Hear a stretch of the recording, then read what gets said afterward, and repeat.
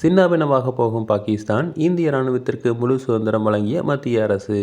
போர் நிறுத்தம் அறிவித்த நிலையில் அத்துமீறி தாக்குதலில் ஈடுபட்டு வரும் பாகிஸ்தானுக்கு தக்க பதிலடி கொடுக்க இந்திய ராணுவத்திற்கு முழு சுதந்திரம் அளிக்கப்பட்டுள்ளதாக வெளியுறவு செயலாளர் விக்ரம் மிஸ்ரி தெரிவித்துள்ளார். கடந்த சில நாட்களாக பாகிஸ்தான், இந்தியா இடையே போர் பதற்றம் நிலவி வருகிறது. இரு நாடுகளும் மாறி மாறி தாக்குதலில் ஈடுபட்டு வருகின்றன.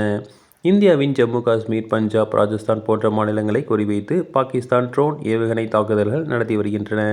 இந்த தாக்குதலுக்கு இந்தியா பதிலடி கொடுத்தது. இரு தரப்பு நாடுகளுக்கும் இடையேயான மோதல் நாளுக்கு நாள் தீவிரமடைந்து வந்தது. இந்த சூழலில் இந்தியாவும் பாகிஸ்தானும் உடனடியாக போர் நிறுத்தத்திற்கு ஒப்புக்கொண்டதாக அமெரிக்க அதிபர் டொனால்ட் ட்ரம்ப் அறிவித்தார். இதையடுத்து பாகிஸ்தானுடனான போர் இன்று மாலை 5 மணி முதல் நிறுத்தப்படுவதாக மத்திய அரசு அறிவித்தது. இந்த நிலையில் போர் நிறுத்தத்தை மீறி தற்போது இந்தியா மீது பாகிஸ்தான் தொடர் தாக்குதலில் ஈடுபட்டு வருகிறது. ஜம்மு காஷ்மீர், பஞ்சாப் பகுதிகளில் தற்சமயம் ட்ரோன் ஏவுகணை மூலம் பாகிஸ்தான் தாக்குதலில் ஈடுபட்டு வருகிறது. இதுகுறித்து மத்திய அரசு விளக்கம் அளிக்கையில், சண்டை நிறுத்தம் உடன்படிக்கையை மீறி பாகிஸ்தான் செயல்பட்டது உண்மைதான். கடந்த சில மணி நேரங்களாக இந்திய எல்லையில் பாகிஸ்தான் அத்துமீறி வருகிறது. பாகிஸ்தானின் தாக்குதலை இந்திய படைகள் முறியடித்து வருகின்றன.